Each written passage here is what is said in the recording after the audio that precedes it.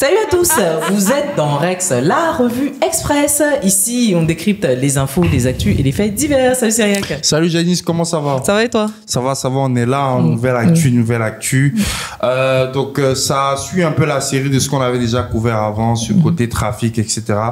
Les gars, c'est très très grave ce qui est en train de se passer. Donc, je vais pas en dire plus, je n'en dis pas plus. Je balance à l'écran. Et puis, on gère. C'est prêt? 3, 2, 1, let's go!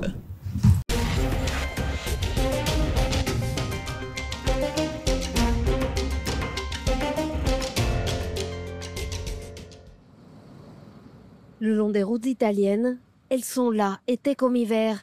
Des femmes originaires d'Afrique contraintes à se prostituer, piégées par des réseaux criminels.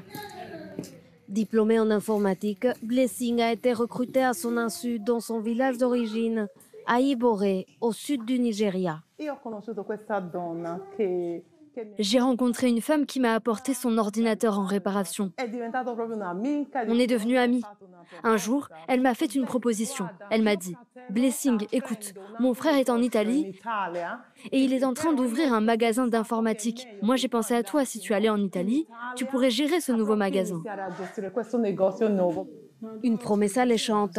Mais arrivé à Naples, dans le sud de l'Italie, le cauchemar commence.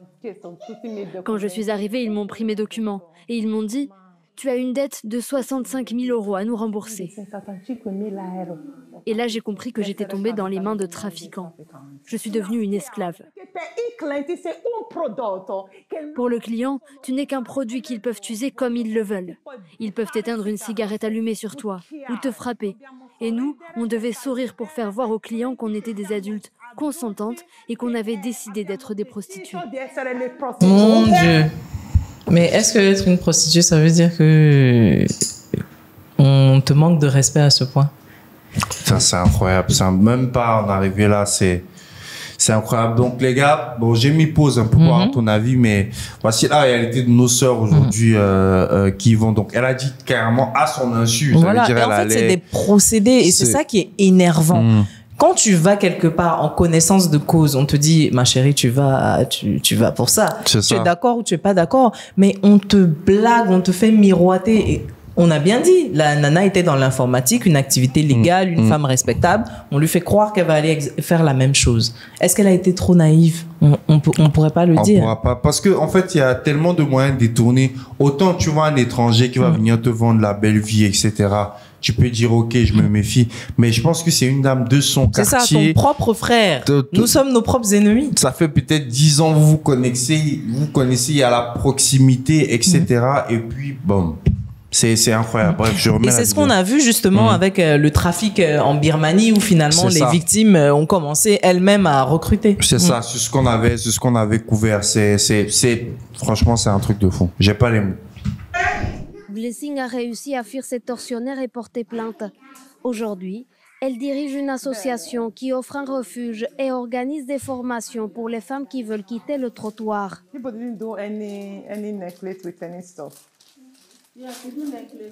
6 femmes fraîchement sorties du circuit de la traite habitent dans ce foyer, dans l'attente d'être prises en charge par les services sociaux.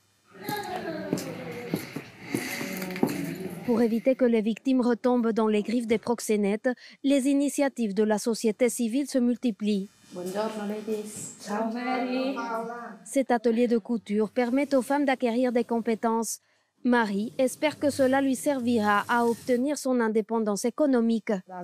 J'ai commencé de zéro ici. Avant, je ne savais pas faire tout ça. J'espère que ça va m'aider pour mon avenir. Je me dis que ça pourrait m'aider à me lancer dans une activité propre. Une vingtaine de femmes ont déjà participé à l'initiative. Un succès pour l'association. Mais une goutte d'eau dans ce territoire. La périphérie napolitaine est un des épicentres de la traite en Italie. Et Naples, c'est l'un des endroits même où la mafia agit beaucoup. D'organisations criminelles qui agissent des deux côtés de la Méditerranée. La mafia nigériane a des cellules au Nigeria et d'autres ici. Ils prennent en charge les femmes une fois arrivées en Italie. Le trafic lié à la prostitution, c'est une activité illicite que ces organisations gèrent au même titre que le trafic de stupéfiants et le recyclage d'argent sale. Mais on me fera pas croire que c'est uniquement la mafia nigériane qui pilote tout ça. C'est ce que j'allais dire. Où sont les clients? Si ils ramènent, ça veut dire que forcément il y a une demande. C'est comme à un moment donné quand il y avait les trafics d'ivoire, là, on tuait les éléphants pour prendre l'ivoire. C'est qu'il y a forcément preneurs, il y a des personnes qui payent pour ces services. Qui sont ces personnes-là? Exactement. On me fera pas croire que c'est que les Africains d'Italie qui... Et je pense même pas que ce soit les Africains d'Italie qui, on va dire, qui ont accès à ces c'est la consommation locale. Voilà, tu vois, donc franchement, c'est du n'importe quoi. Ce soir, ces activistes préparent une sortie particulière. Ils vont aller à la rencontre des femmes qui font le trottoir dans la banlieue de Naples. On se dirige dans les zones où se placent les filles, les travailleuses du sexe. On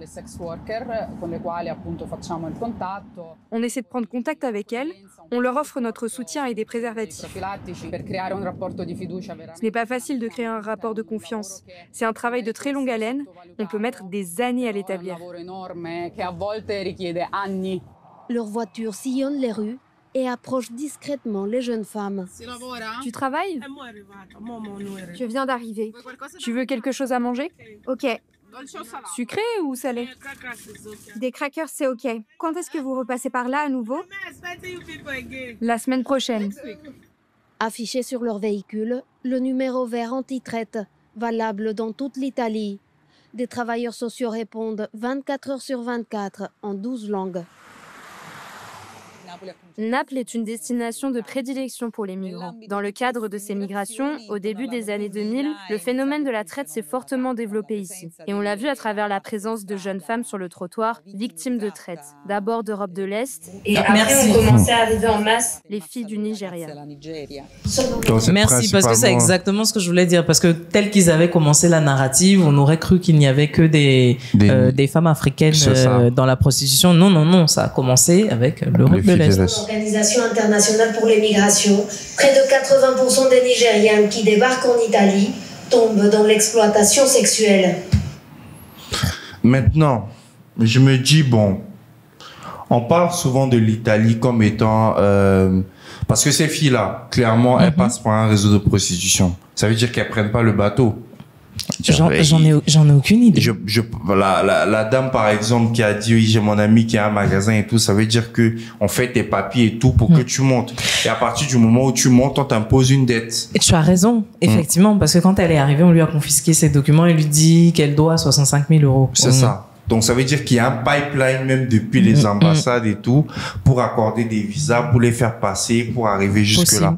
Tu vois, parce qu'on parle souvent de l'Italie comme étant un pays raciste, anti-immigration, mais j'ai l'impression même qu'ils accueillent plus de gens, peut-être même que la France ou que d'autres pays, etc. Il y a pas mal de... En tout cas, ils sont dans le top 5 où il y a la population africaine, peu importe qu'elle soit francophone ou anglophone, où il est la plus concentrée en Europe. Voilà, tu vois, donc c'est ça qui crée... Donc, pour moi, déjà... il faut déjà suivre tout ce pipeline-là. Ça veut dire qu'il y a déjà les ambassades, des choses comme ça, là, qui sont payées pour faire passer ces filles-là pour arriver sur le territoire. Ouais. Et après, sur le territoire, maintenant, c'est géré d'une manière, etc. Mais tu vois comment ça risque de devenir difficile parce qu'il faudra démanteler tout un système. Moi, à mon avis, ce sera difficile à faire. Pas impossible, mais très difficile. Donc, il faudrait déjà qu'on soit dans la prévention et la sensibilisation au niveau même du territoire national. Donc, par exemple, au Nigeria, avec des campagnes de sensibilisation, faire comprendre aux jeunes dames que quand on vous propose de partir à l'étranger, voilà les conséquences, pourquoi ce serait mieux peut-être de vous renseigner par vous-même et vous-même d'y aller ou au lieu de passer par des réseaux, des amis ou de temps qui a dit, bon. Mais après, le problème aussi, c'est comme, tu vois, nos sœurs, pareil qu'on avait couvert l'affaire de la Libye aussi, c'est les mêmes choses, c'est que la pression sur le territoire est tellement forte, il y a tellement pas d'opportunités économiques que du coup, toute proposition est bienvenue en fait. Ouais. Donc tu vas entendre une bonne histoire, oui, mais arriver ci, mais ça, etc. Et on va pas se mentir, parfois certains préfèrent même vivre ça. Elle va se dire, au moins je prends pas le bateau. Et faire plus d'argent. Et faire plus d'argent que de faire des choses comme ça. Mais c'est un peu triste, c'est vraiment, vraiment triste. Et puis ça pousse quand même, voilà, ça mérite quand même réflexion, parce que REC, c'est pas juste la politique, etc. C'est pour dénoncer aussi ce genre de faits. Et puis sensibiliser nos jeunes sœurs. Quand les gens viennent vous voir, j'ai mon frère qui a ceci, même si elle est restée 10 ans, 15 ans avec toi, pose-lui une seule question. Pourquoi toi, tu n'es pas parti? En fait, c'est ça. Non, moi, je suis pas partie parce que je suis là pour recruter. C'est ça, tu vois. Donc, à partir du moment où vous posez ces questions-là, peut-être que vous aurez un peu plus d'éclaircissement, etc. Donc, c'était un peu pour sensibiliser sur cette situation, comme on l'avait fait avec l'histoire du Cambodge, etc. Juste pour alerter les esprits, quoi. Je repasse la parole. Donc, voilà, c'est important de temps à autre d'aborder ce genre de sujet-là, sans être nécessairement dans le cliché, on va dire. Donc, voilà, c'est une des réalités de l'immigration qu'on ne peut pas ignorer. J'aimerais savoir ce que vous en avez pensé en commentaire, donc n'hésitez pas à nous dire ce que vous en pensez. Et en attendant, abonnez-vous à la chaîne de l'investisseur africain. Et vous voyez, Rex, c'est une belle aventure que Cyriac et moi, on a démarré. On espère que ça va continuer longtemps. Et on tenait, dans cet épisode spécial, à remercier la formidable équipe de réalisation autour de nous. Donc, je les cite pas par ordre alphabétique, mais on y va. Alors, un grand merci à Yannick Elélé, à Wilfried Ake et à Jean-Eudes Kyo. On se dit à très bientôt. À très bientôt, les gars. Merci à tous. Merci à toute l'équipe. Tous ceux qui sont derrière les caméras. Ciao, ciao. Force à vous.